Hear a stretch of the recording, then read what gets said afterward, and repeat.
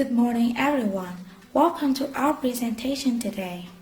We are Minh Anh and Nhật Mai from the group 16, and our topic is feudalism in the Middle Age in the Middle East. And now, let's get started. So first of all, we're going to consider the definition of feudalism.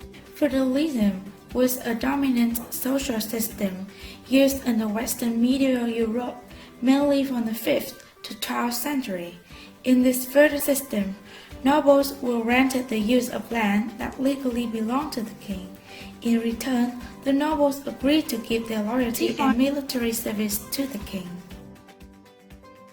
Defined by Mark Bloch, the feudalism includes not only the obligations of the warrior nobility, but the obligations of all three estates of the realm, the nobility, the clergy, and those who live off their labor, most directly the peasantry, which were bound by a system of manorialism. So, from the definition of the feudalism in the Middle Age, it can be easily found that the social stratification in Middle East is basically land-based labor, which emphasizes the fact that the more land you have, the more powerful you will be. In the Middle East, feudal system involved 4 levels of society in the hierarchy classification. The kings were at the top, and he was the leader of the entire kingdom. However, the king did not centralize the authority in this network of independent communities. To be easier to understand, let's think about a chessboard in which the king is not a very powerful piece. The king in chess has to rely on the protection from other chessmen and pawns. Likewise, the king in feudal society in the Middle East was dependent on a lot of powerful support from the lords, the knights, and the bishops, who present for the church, and of course, the peasants, with a view to keeping everything in the country in order. The next to the king was the lords. The relationship between the lords and bishops revolved around a feudal contract, where the king gave a grant of land, known as the fief, nominally of the king, but the lord actually controlled it for his own. In turn, the lord provided the king with loyalty and military service. Following the lords were knights. Their role was fighting warriors. They usually battled on horseback. They swore an oath of homage to their leaders and fought for them, as well as served their lord in a military capacity. Therefore, the vassals, in turn, provided basic needs including food, shelter, protection for their knights. It can be easily seen that the knights gained great social prestige and formed the backbone of the European aristocracy. Finally, for the bottom of society was the peasants or serfs. Serfs were literally tied to the land. If the land were bought or sold, they went with it. Peasants and serfs worked on land and gave food to the knights and lords in exchange for protection. Significantly, peasants made up the majority of the population in the Middle East society, with about 90%. To sum up, feudalism created a system where the social classes are well defined. Third, under feudalism, we tend to see very decentralized government with weaker kings in the Middle East.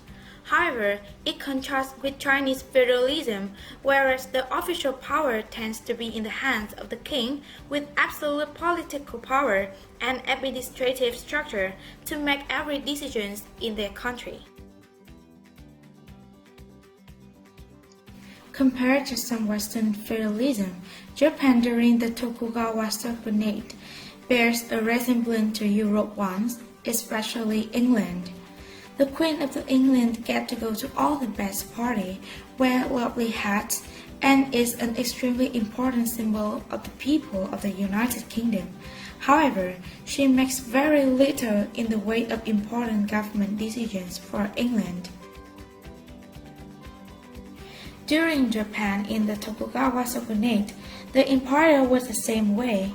The real leader of Japan was called the shogun, and he was the military leader. Lords called the daimyo were given plots of land to manage, in charge for their allegiance and military service when they needed. They hired samurai to protect the land, who is the Japanese version of European knights. Peasants farmed on their land. At the bottom of Japanese societies were the merchants, who had low social status even though they held wealth, which differed from the Middle East countries. One more difference is that the emperor was simply a figurehead. He held no real political authority, but the shogun did. Feature, we want to focus on was knighthood. The knight was a model of gentleman soldiers in the medieval Middle East. The process of becoming a knight started from early childhood.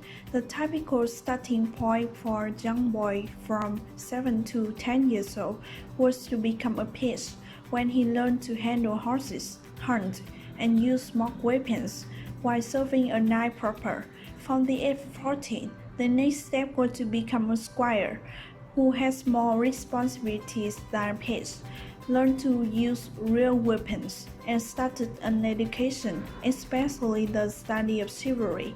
Squires assisted knights in the peace and war, holding their exchange lances or shields, cleaning their armor, and looking after the several horses each knight owned. If all went well, the youth around 18 years old were made a knight in a ceremony known as dubbing. However, the cost of weapons and training was expensive. Knights mainly came from noble knights. In order to maintain a good reputation and gain favor with those in power, a knight needed to display such essential chivalric qualities such as courage, honor, loyalty, justice, good manners, and generosity, especially to those less fortunate than oneself. If a knight did not do these things, and even worse, if they did the opposite, they could lose their status as a knight. Compared to a term zunzi, which was gentleman in China, it had both similarities and differences. A zunzi was required to have humanity, loyalty, obedience, and being knowledgeable, which was quite similar to a requirement to be a knight. The difference here is all righteous man willing to improve himself can become a zunzi, while the majority of knights came from nobles due to the high cost of materials. No significance was the manorial system, which was a typical form of feudal society in Middle East. A manor was an agricultural estate run by a lord and worked by peasants. Fiefs contained one or more manors, and manors provided a fief holder with income, status, and power. The landholding nobles were military elite. Those ability to be warriors depended on their having the latest time to pursue the arts of war. Compared to feudalism in China, the land-owning farmers had both light land taxes and took military service. Although free peasants continued to exist, increasingly number of free peasants became serfs, or peasants legally born to a land. Peasants were required to pay laws for certain services. Besides, they are obliged to pay a tenth of their produce to local village churches. Compared to the societies of feudalism in China, the poor peasants were forced to sell their land and became tenant farmers and had to pay rents to half of the annual harvest. Serfs had to provide labor services, pay rents, and be subject to a lot control. Serfs pay rents by giving the lord's share of every product they raise, such as the use of manor common pasturelands, stream ponds, and surrounding woodlands. If a serf fished in a pond or stream on a manor, he turned over part of the catch to his lord. About marriage, serfs could not leave the manor without the lord's permission, and could not marry anyone outside the manor without the lord's approval. However, serfs were not slaves. The land assigned to serfs to support themselves usually could not be taken away, and their responsibilities to the lord remained fairly fixed. It was also the lord's duty to protect his serfs, giving them the safety they needed to grow crops. So this is the end of our video. Thank you for your attention.